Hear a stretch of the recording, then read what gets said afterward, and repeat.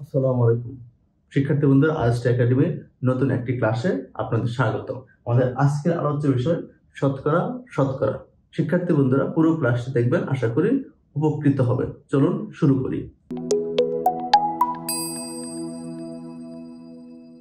শিক্ষার্থী বন্ধুরা, আমরা আজকের পর্বটি দুইটি ভাগে বিভক্ত করেছি। প্রথমে আমরা শতকরা নির্ণয়ের বেসিক শিখব, তারপর এই বেসিক অ্যাপ্লাই করে বিগত বছরের যে প্রশ্নগুলো রয়েছে সেই সমস্ত প্রশ্ন আমরা সলভ করার চেষ্টা করব। শিক্ষার্থী বন্ধুরা, সে বেসিক শেখার জন্য আমি এখানে 3টি প্রশ্ন রেখেছি। এই 3টি প্রশ্ন যদি আপনি আমার সাথে সলভ করেন, তাহলে শতকরা নির্ণয়ের যে বেসিকটা তা আপনি শিখে যাবেন। তাহলে বন্ধুরা চলুন এই 3টি প্রশ্ন সলভ করি। এখানে আমাদের প্রথম প্রশ্ন বলছে 400 এর 30% এর 10% সমান কত? যদি আপনার এইরকম প্রশ্ন আসে তাহলে কি করবেন? প্রথমে 400 লিখবেন, তারপর এই এর জন্য আপনি গুণ চিহ্ন দিবেন। এই 30% এর জন্য আপনি কি লিখবেন? 30/100। তারপর এই যে এর জন্য আরেকটা গুণ চিহ্ন দিবেন এবং এই 10% এর জন্য কি লিখবেন? 10/100। শিক্ষার্থী বন্ধুরা, তাহলে দেখেন আমরা এখানে যে কাটাকাটি করি, এই দুইটা শূন্য এই দুটো শূন্য কাটা, তাহলে এই যে আরেকটা শূন্য এই যে আরেকটা শূন্য সেই শূন্য এই নিচের 100 কাটা যায়। তার উপরে থাকতেছে কত বন্ধুরা? এখান থেকে 4, এখান থেকে 3। তাহলে এই 4 আর 3 গুণ করলে আমাদের যে রেজাল্টটা হবে তাই হচ্ছে এই প্রশ্নের সঠিক উত্তর। অর্থাৎ কি, আর এই প্রশ্নের সঠিক উত্তর হচ্ছে 12। তাহলে শিক্ষার্থী বন্ধুরা, দেখি আমরা এই যে এটা করতে পারি কিনা। 2 নম্বর প্রশ্ন বলছে কি 500 এর 50% এর 50%। যদিও এই প্রশ্নটি মুখে মুখে করা সম্ভব। যদি মুখে মুখে করি, 500 এর 50% কত বন্ধুরা? 250। 250 এর 50% কত? 125। এই জিনিসটি আমরা যদি খাতা কলমে করি তাহলে কি লিখবো? আমরা 500 লিখলাম, এর জন্য গুণ উপরে 50/100, ঠিক আছে, আবার গুণ এই এর জন্য উপরে 50/100। তাহলে দেখেন এই দুইটা শূন্য কাটা, তাহলে এই যে শূন্য এই যে শূন্য এই শূন্য কাটা, অর্থাৎ কি নিচে কোনো শূন্য থাকতেছে না, উপরে থাকতেছে আমাদের 3টা 5 এর গুণ। 3টা 5 এর গুণ করলে কত হয়? 5 5 25, 5 25 125। অর্থাৎ কি মুখে মুখে যে ভাবে আমরা সলভ করলাম, আমাদের খাতা কলমে সেই অ্যান্সারটাই আসলো। অর্থাৎ এই প্রশ্নের সঠিক উত্তর হচ্ছে বন্ধুরা 125। তাহলে আমরা যারা এই দুইটা প্রশ্ন সলভ করেছি, তাহলে দেখি আমরা 3 নাম্বার প্রশ্নটা একা একা সলভ করতে পারি কিনা। চলুন, যারা না পারে তাদের জন্য আমি করে দিচ্ছি। তাহলে এটাও আমরা যদি মুখে মুখে করতে পারবো, কিন্তু যদি মুখে মুখে না করি তাহলে আমরা খাতা কলমে কিভাবে করবো? এই 200 এর জন্য আমরা গুণ দিলাম এই 20%, তাহলে 20/100 ইন্টু যেহেতু 80%, তাহলে 80/100। এবার যদি কাটাকাটি করেন, এই দুইটা শূন্য কাটলাম, এই শূন্য কাটলাম, তাহলে আমাদের থাকতেছে কত? 2 2 4, 4 32। অর্থাৎ কি এই প্রশ্নের সঠিক উত্তর হচ্ছে 32। শিক্ষার্থী বন্ধুরা, তাহলে আমরা শতকরা নির্ণয়ের যে বেসিক জিনিসটা আমরা এখান থেকে শিখে পড়লাম। এই বেসিক অ্যাপ্লাই করে বিগত বছরের কয়েকটা প্রশ্ন আমরা সলভ করি। আমাদের আজকের ক্লাসের প্রথম প্রশ্ন, 80 এর 75% এর 25% সমান কত? তাহলে এই প্রশ্নটা আমরা 5 সেকেন্ডের মধ্যে সলভ করব। কিভাবে করব? 80 ইন্টু 75/100 ইন্টু 25/100। এভাবে তোমরা শিখেছি। তাহলে যদি আমরা কাটাকাটি করি, এই 25/100 যদি কাটি তাহলে কত হয়?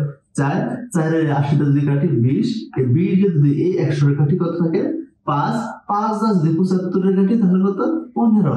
অর্থাৎ কি এই প্রশ্নের সঠিক উত্তর হচ্ছে 15। 15 কোথায় আছে বন্ধুরা? খতে। একদম সহজ, কত সিম্পল একটি প্রশ্ন আমাদের এনটিআরসি 2019 সালে পরীক্ষায় আসছে।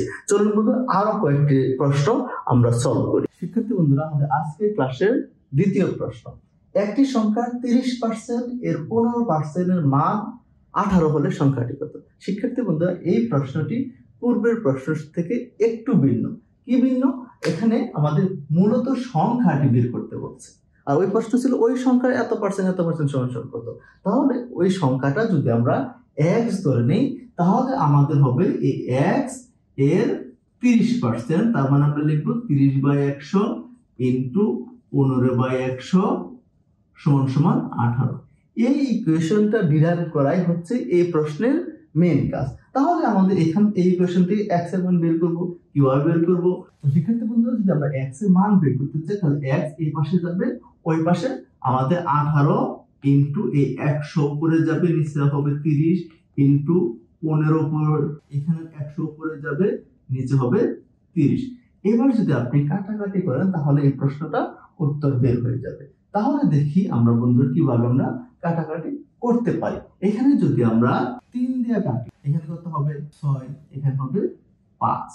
ওকে, তাহলে দেখি আমরা এই 6 দিয়ে এই 30 দিয়ে যদি কাটি তাহলে হবে 5। তাহলে নিচে থাকছে বন্ধুরা কত 25।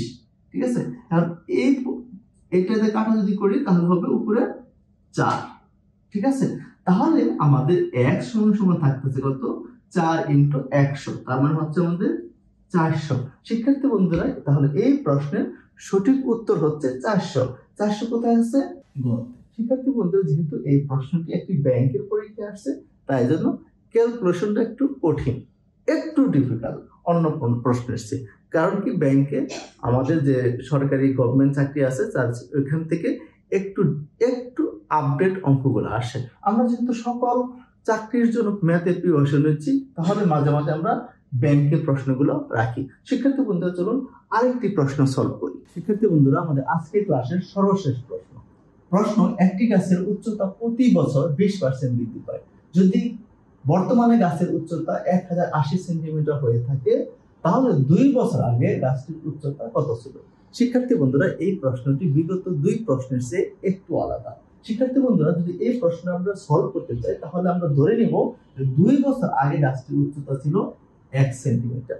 তাহলে 1 বছর পরে গাছটির উচ্চতা কত হবে? 1 বছর পরে গাছটির উচ্চতা হবে x প্লাস x এর 20%। ঠিক আছে, যেহেতু বৃদ্ধি পায় বলেছে, তাহলে আমাদের এইটা সমান লিখতে পারি x প্লাস 20/100। ঠিক আছে, তার মানে হচ্ছে কি লিখতে পারি 120 x/100। এটুকু লিখতে পারি, যে এইটুকু লিখতে পারি তাহলে এইটুকু সমান আমরা লিখতে পারি 100, এটা সমান লিখতে পারি x এর 120%। শিক্ষার্থী বন্ধুরা, এই প্রশ্নটুকু আমরা এই পর্যন্ত বুঝতে পারি তাহলে পরবর্তী প্রশ্নটা আমরা আরো বুঝতে পারি। তাহলে প্রথম বছরে অর্থাৎ কি 1 বছর পরে গাছটি বৃদ্ধি হচ্ছে x এর 120%, তাহলে দ্বিতীয় বছরে গাছটি বৃদ্ধি করতে হবে তাহলে এরও 120%।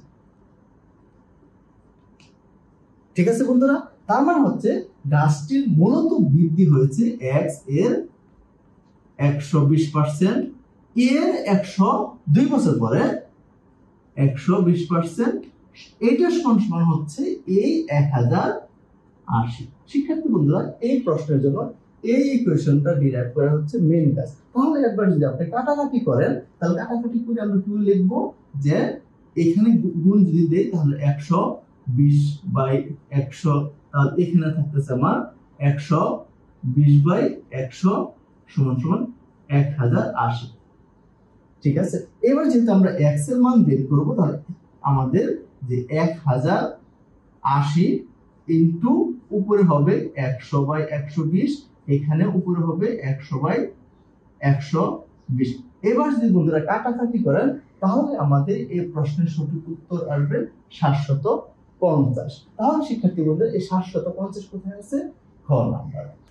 শিক্ষার্থী বন্ধুরা, আমাদের এই প্রশ্নটা একটু জটিল। আমরা সব ধরনের প্রশ্নই সলভ করার চেষ্টা করি, কারণ হচ্ছে যে কোনো প্রশ্ন যে কোনো পরীক্ষায় আসতে পারে। যেহেতু আমাদের টার্গেট হচ্ছে সকল চাকরি পরীক্ষার জন্য ম্যাথের প্রিপারেশন নেওয়া। শিক্ষার্থী বন্ধুরা, আশা করি আজকের ক্লাসটি ভালো লেগেছে। যদি ভালো লাগে থাকে অবশ্যই আমাদের চ্যানেলটি সাবস্ক্রাইব করবেন এবং বেশি বেশি লাইক, কমেন্ট, শেয়ার করবেন। আজকের মতো এখানে বিদায় নিচ্ছি। আল্লাহ হাফেজ।